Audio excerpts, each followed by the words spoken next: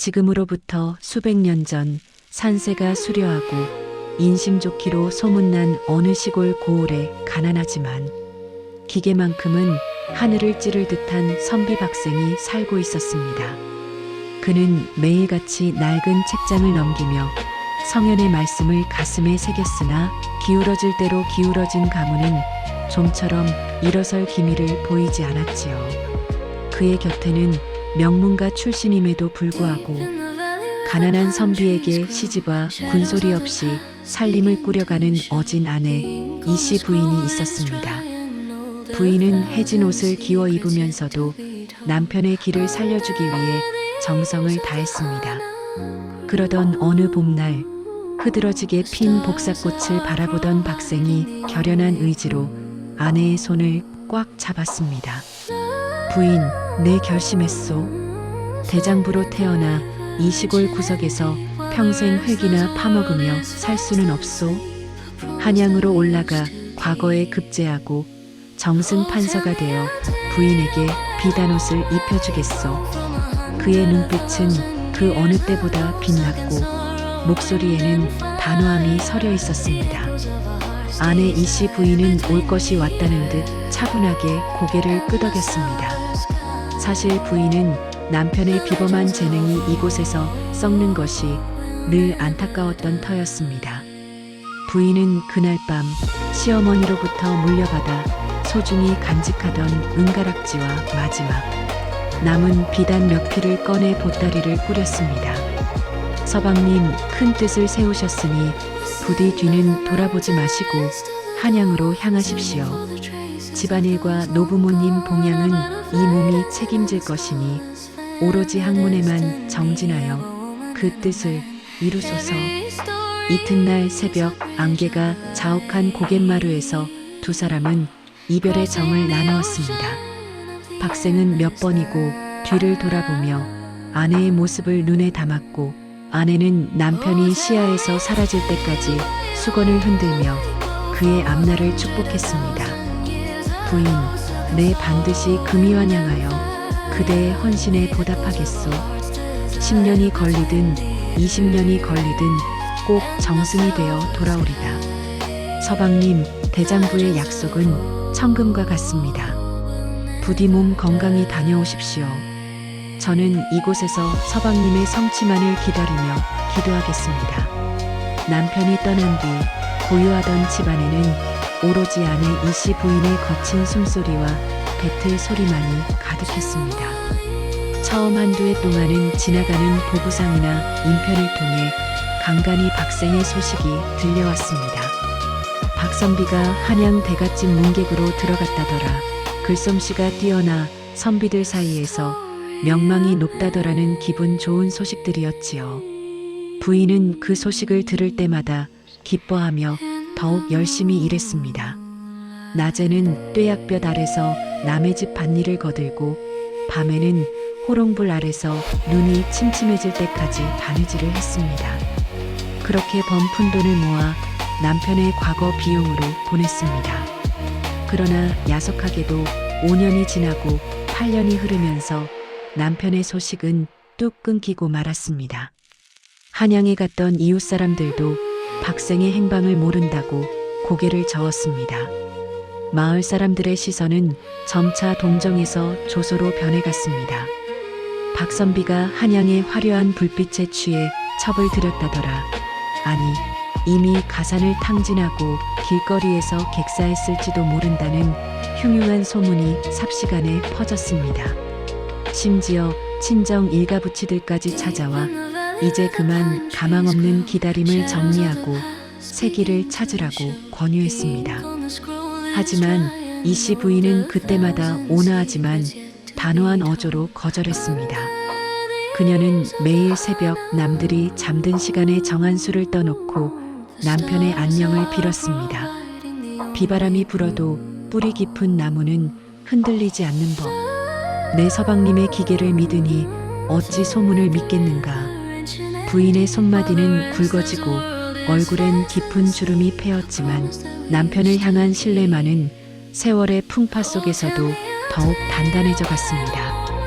여복의 박씨 부인 죽었는지 살았는지도 모르는 사람을 기다려 뭐하나? 젊은 시절 다 보내고 늙어서 어쩌려고 그래. 이제 그만 포기하게나. 이씨 부인 아주머니 제서방님은 그런 분이 아닙니다. 큰 뜻을 품으셨으니 시간이 걸리는 것뿐이지요. 저는 그분의 약속을 믿고 기다리는 것이 제 본분이라 생각합니다. 남편이 떠난 지 정확히 10년이 되던 해 가을이었습니다. 유난히도 비바람이 몰아치고 천둥 번개가 내리치던 어느 칠흑 같은 밤이었습니다. 살인문 밖에서 짐승의 울음소리 같기도 하고 사람의 흐느낌 같기도 한 기이한 소리가 들려왔습니다.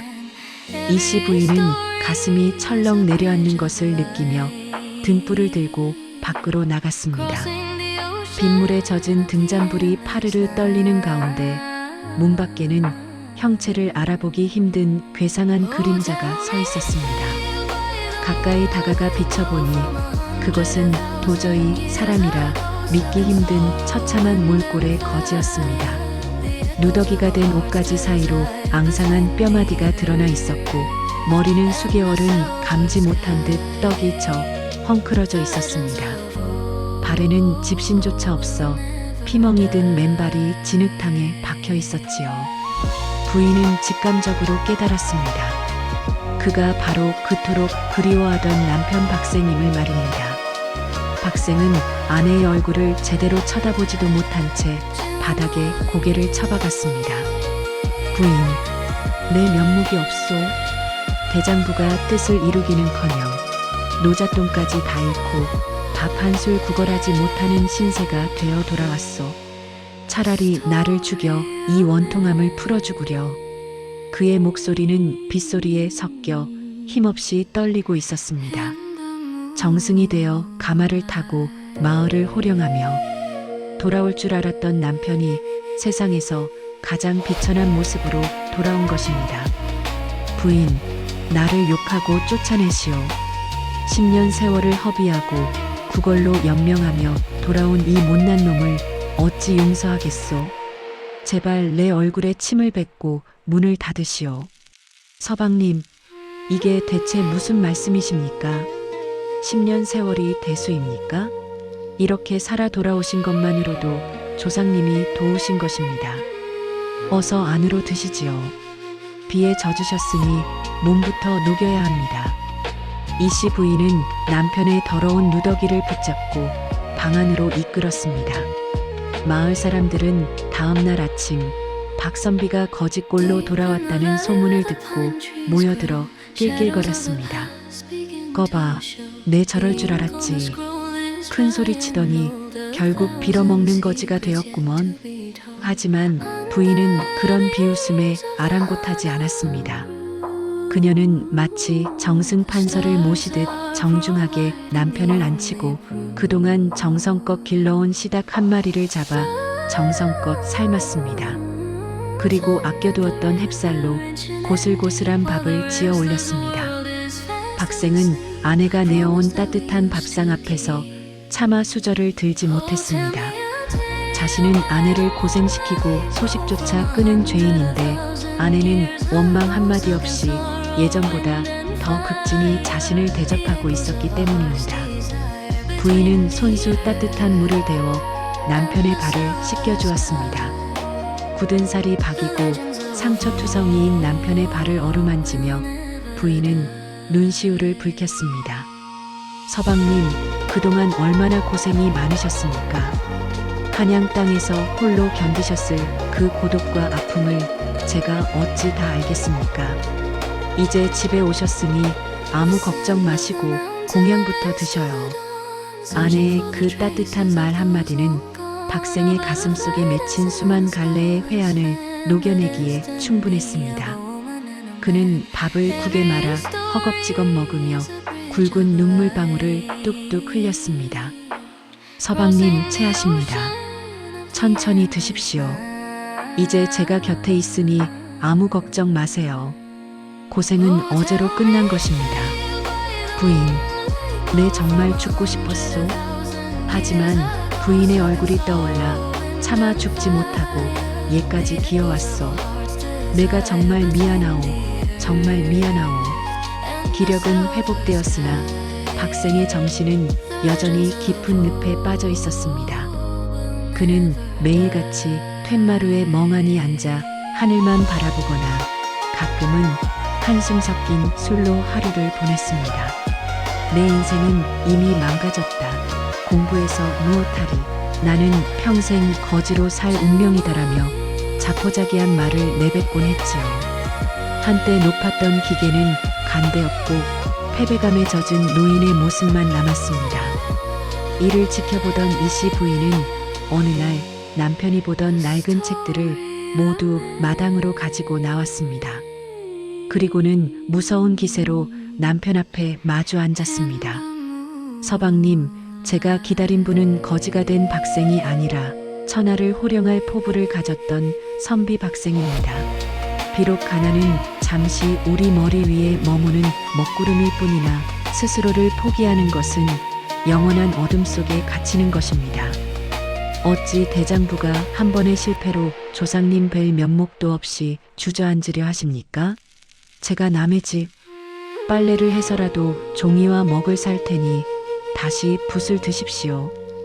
아내의 목소리는 서리빨처럼 차가웠지만 그 안에는 남편을 향한 절절한 애정과 믿음이 담겨 있었습니다.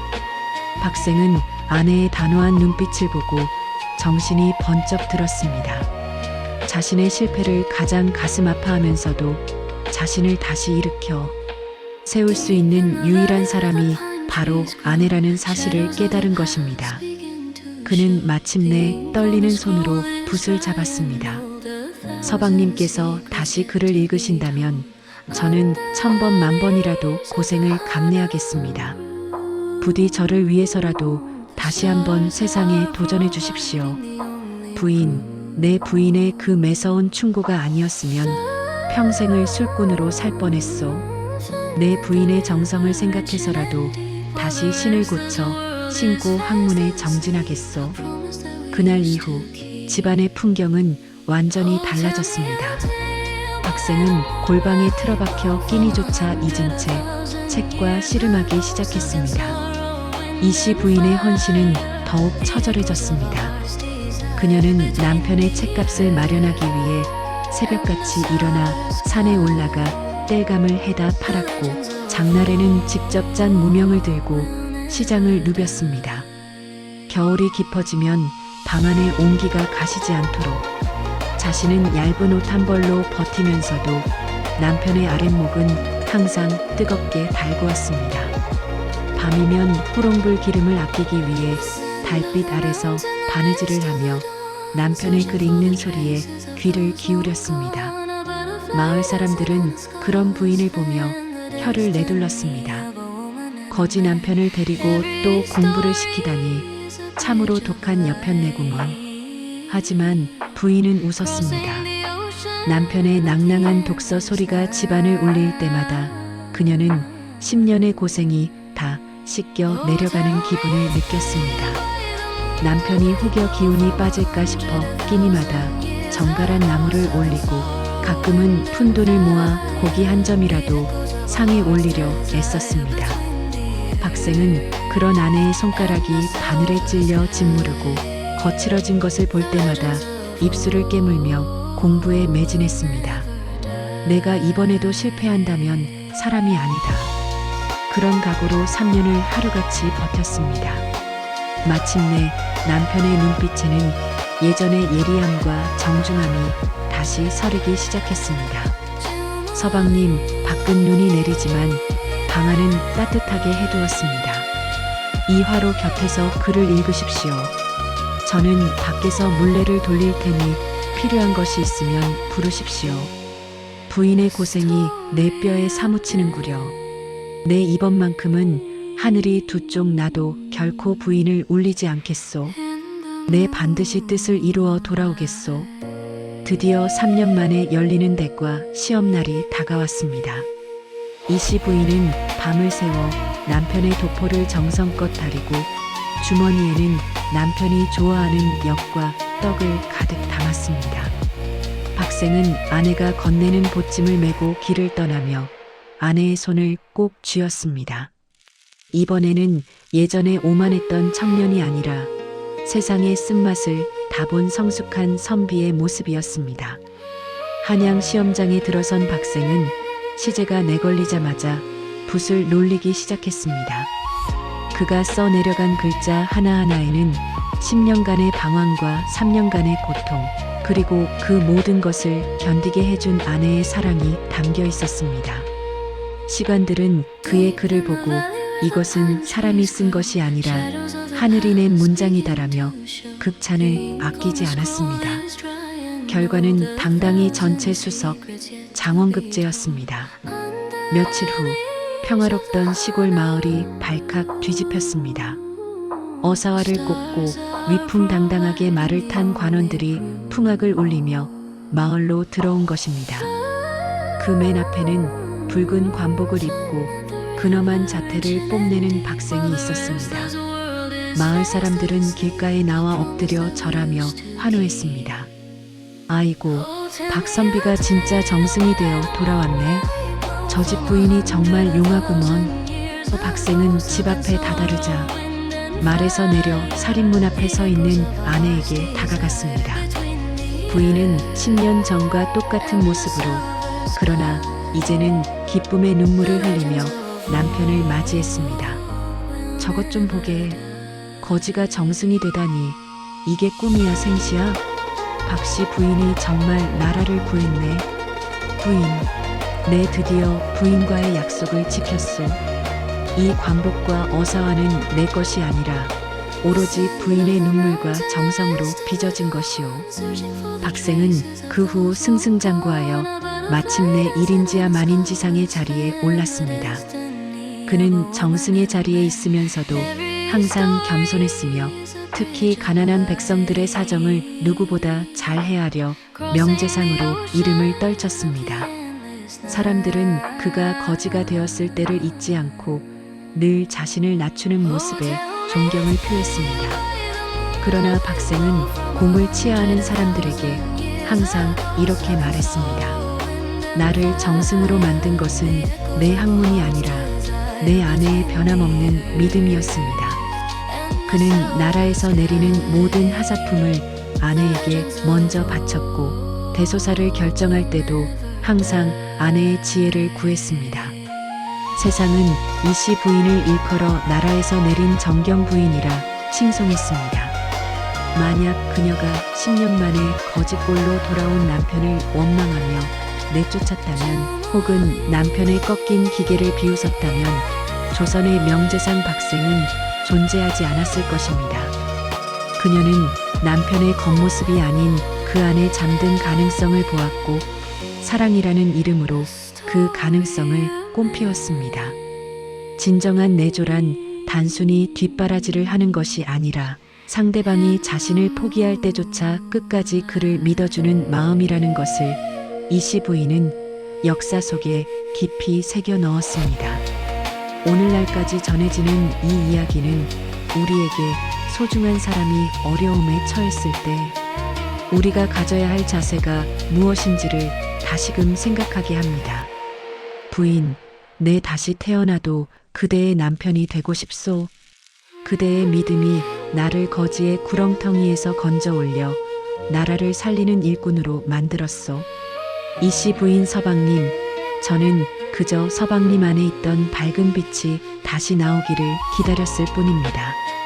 이제 그 빛으로 온 백성을 따뜻하게 보살펴 주십시오. 구독자 여러분, 오늘 이야기는 어떠셨나요?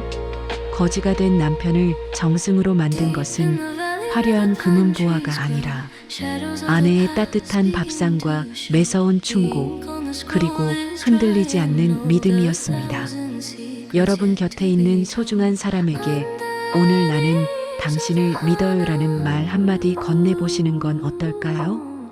영상이 유익하셨다면 야담세상 채널 구독과 좋아요 부탁드립니다.